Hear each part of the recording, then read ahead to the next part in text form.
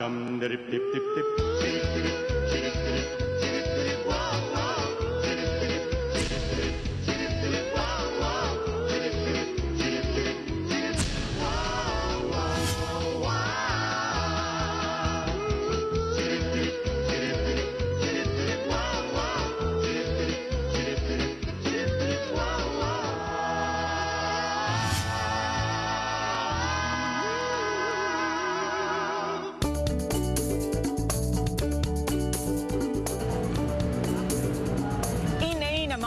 Supplements ngayon, hindi lamang sa Pilipinas, maging sa ibang bansa. Sa katunayan, ang dating backyard business, ngayon, pinasok na rin ng mga multinational companies. Dati-rati, ang mga halamang gamot o mga halamang nakakagamot ay sinasabing pang-albularyo lamang. Pero ngayon, mga doktor na mismo ang nagpapayo nito. Welcome po sa panibagong edisyon ng Bread and Butter. Ako po si Rodel. Samahan niyo po ako sa pagtuklas ng mga patok na negosyo sa herbal industry.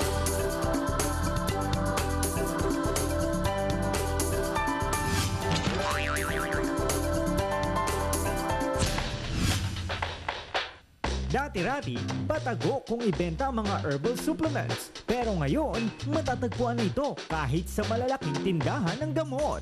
At syempre, sa mga wellness stores tulad ng Herbal Mama sa Aani Center.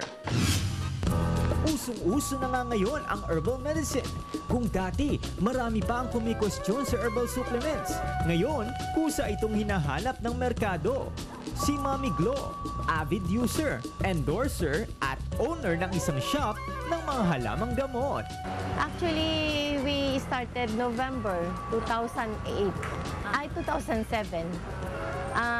Pinakonstruct ko muna yung pwesto and then we opened November 2007. And then yun nga, medyo kakailanganin daw yung place. Kaya February 2009, nalipat na naman kami dito. So magto 2 years na kami. Iba't ibang halamang gamot na ginawang tablet, capsule, oil, ointment at cream ang makikita sa kanilang mga stalls sa Metro Manila. Lahat ng ito, sila daw ang may gawa. Ayon kay Mami Glo, napasok sila sa herbal business matapos magkasakit at mamatay ang kanilang magulang. Actually, having a daughter with the profession na pharmacist, we should have opened a butika. Pero nakita namin yung kaibahan ng Western medicine at saka ng herbal.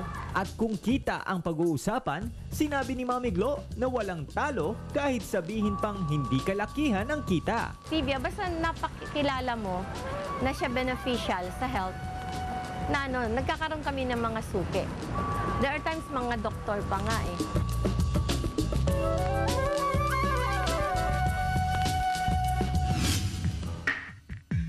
Problema nyo ba ay warts pero ayaw nyo magpa-cauterize? Dahil bukod sa yan ay masakit pa. Kasoy ang sagot sa problema nyo. Alamin yan sa magbabalik na Bread and Butter.